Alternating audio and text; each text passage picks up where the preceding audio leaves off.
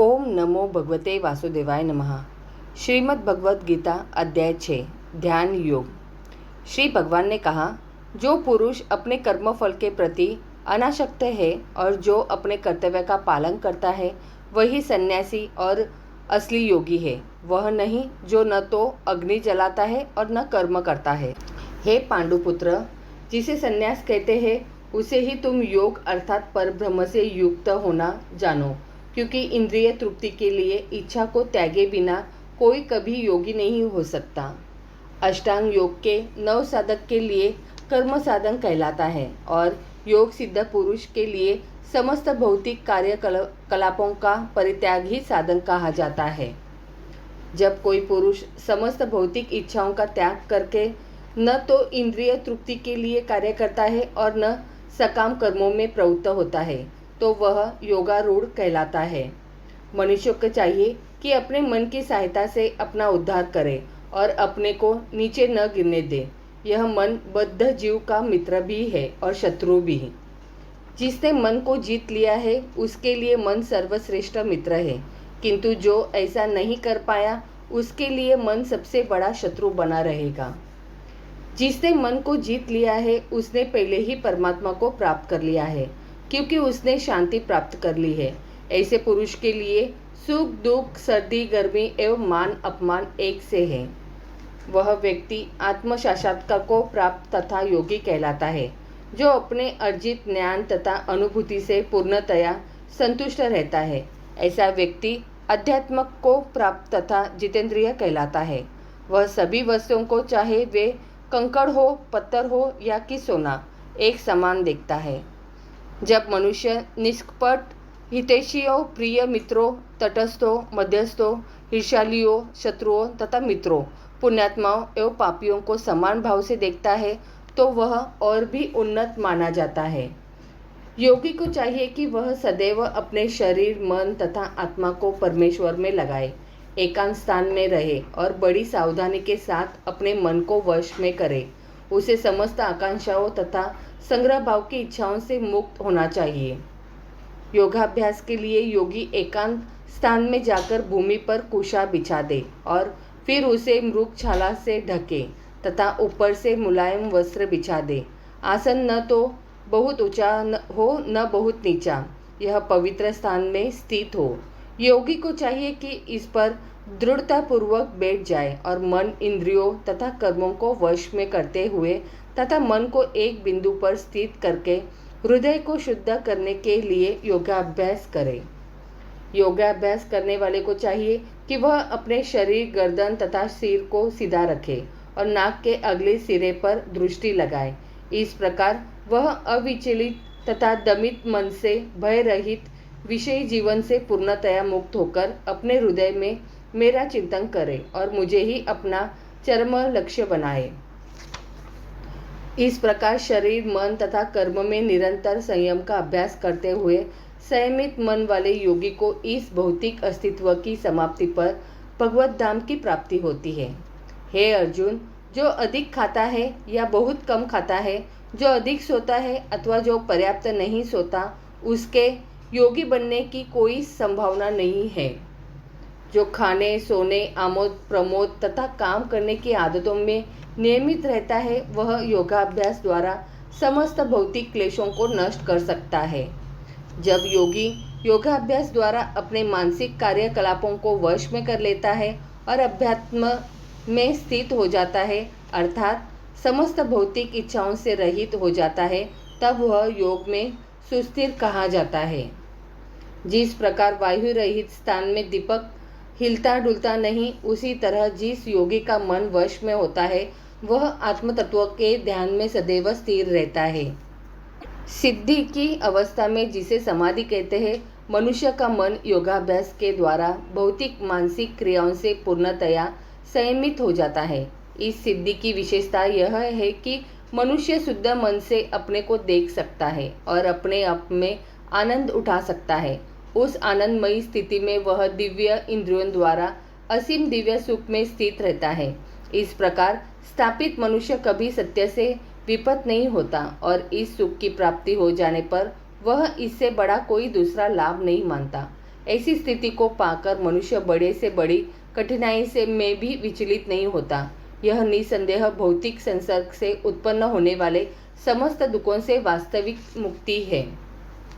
मनुष्य को चाहिए कि संकल्प तथा श्रद्धा के साथ योगाभ्यास में लगे और पथ से विचलित न हो। उसे चाहिए कि मनोधर्म से उत्पन्न समस्त इच्छाओं को निरपवाद रूप से त्याग दे और इस प्रकार मन के द्वारा सभी ओर से इंद्रियों को वश में करे। धीरे धीरे क्रमशः पूर्ण विश्वास पूर्वक बुद्धि के द्वारा समाधि में स्थित होना चाहिए और इस प्रकार मन को आत्मा में ही स्थित करना चाहिए तथा अन्य कुछ भी नहीं सोचना चाहिए। मन अपनी चंचलता तथा अस्थिरता के कारण जहाँ कहीं भी विचरण करता हो, मनुष्य को चाहिए कि उसे वहाँ से खींचे और अपने वश में लाए। जिस योगी का मन मुझ में स्थिर रहता है वह निश्चय ही दिव्य सुख की सर्वोच्च सिद्धि प्राप्त करता है। वह रजोगुण से परे हो जाता है। वह परमात्मा के साथ अपनी गुणात्मक एकता को समझता है और इस प्रकार अपने समस्त विगत कर्मों के फल से निवृत्त हो जाता है। इस प्रकार योगाभ्यास में निरंतर लगा रहकर आत्मसंयमी योगी समस्त भौतिक कल्मश से मुक्त हो जाता है और भगवान की दिव्य प्रेमा भक्ति में परम सुख प्राप्त करता है। वास्तविक योगी समस्त जीवों में मुझको तथा मुझ में समस्त जीवों को देखता है। निसंदेह स्वरूप सिद्ध व्यक्ति मुझ परमेश्वर को सर्वत्र देखता है। जो मुझे सर्वत्र देखता है और सब कुछ मुझ में देखता है, उसके लिए न तो मैं कभी अदृश्य होता हूँ और न वह मेरे लिए अदृश्य होता है। जो योगी मुझे तथा परमात्मा को अभिन्न जानते हुए परमात्मा की भक्ति पूर्वक सेवा करता है, वह हर प्रकार से मुझ में सदैव स्थित रहता है। हे अर्जुन, वह पूर्ण योगी है जो अपनी तुलना से समस्त प्राणियों की उनके सुखों तथा दुखों में वास्तविक समानता का दर्शन करता है। अर्जुन ने कहा, हे मधुसूदन, आपने जिस योग पद्धति का संक्षेप वर्णन किया है वह मेरे लिए अव्यवहारिक तथा असहनीय है, क्योंकि मन चंचल तथा अस्थिर है। हे कृष्ण, चूँकि मन चंचल, उछल, हठीला तथा अत्यंत बलवान है, अतः मुझे इसे वश में करना वायु को वश में करने से भी अधिक कठिन लगता है। भगवान श्री कृष्ण ने कहा, हे महाबाहु कुंती पुत्र, निसंदेह चंचल मन को वश में करना अत्यंत कठिन है, किंतु उपयुक्त अभ्यास द्वारा तथा विरक्ति द्वारा ऐसा संभव है। जिसका मन उच्छृंखल है उसके लिए आत्म साक्षात्कार कठिन कार्य होता है, किंतु जिसका मन संयमित है और जो समुचित उपाय करता है उसकी सफलता ध्रुव है, ऐसा मेरा मत है। अर्जुन ने कहा, हे कृष्ण, उस असफल योगी की गति क्या है जो प्रारंभ में श्रद्धापूर्वक आत्म साक्षात्कार की विधि ग्रहण करता है, किंतु बाद में भौतिकता के कारण उससे विचलित हो जाता है और योग सिद्धि को प्राप्त नहीं कर पाता। हे महाबाहु कृष्ण, क्या ब्रह्म प्राप्ति के मार्ग से भ्रष्ट ऐसा व्यक्ति आध्यात्मिक तथा भौतिक दोनों ही सफलताओं से च्युत नहीं होता और छिन्न भिन्न बादल की भांति विनष्ट नहीं हो जाता, जिसके फलस्वरूप उसके लिए किसी लोक में कोई स्थान नहीं रहता। हे कृष्ण, यही मेरा संदेह है और मैं आपसे इसे पूर्णतया दूर करने की प्रार्थना कर रहा हूँ। आपके अतिरिक्त अन्य कोई ऐसा नहीं है जो इस संदेह को नष्ट कर सके। भगवान ने कहा, हे पृथापुत्र, कल्याण कार्यों में निरत योगी का न तो इस लोक में और न परलोक में ही विनाश होता है। हे मित्र, भलाई करने वाला कभी बुराई से पराजित नहीं होता। असफल योगी पवित्रात्माओं के लोकों में अनेकानेक वर्षों तक भोग करने के बाद या तो सदाचारी पुरुषों के परिवार में या कि धनवानों के कुल में जन्म लेता है, अथवा यदि दीर्घकाल तक योग करने के बाद असफल रहे तो वह ऐसे योगियों के कुल में जन्म लेता है जो अति बुद्धिमान है। निश्चय ही इस संसार में ऐसा जन्म दुर्लभ है। हे कुरुनंदन, ऐसा जन्म पाकर वह अपने पूर्व जन्म की दैवी चेतना को पुनः प्राप्त करता है और पूर्ण सफलता प्राप्त करने के उद्देश्य से वह आगे उन्नति करने का प्रयास करता है। अपने पूर्व जन्म की दैवी चेतना से वह न चाहते हुए भी स्वतः योग के नियमों की ओर आकर्षित होता है। ऐसा जिज्ञासु योगी शास्त्रों के अनुष्ठान से परे स्थित होता है और जब योगी समस्त कल्मश से शुद्ध होकर सच्ची निष्ठा से आगे प्रगति करने का प्रयास करता है तो अंततोगत्वा अनेकानेक जन्मों के अभ्यास के पश्चात सिद्धि लाभ करके वह परम गंतव्य को प्राप्त करता है।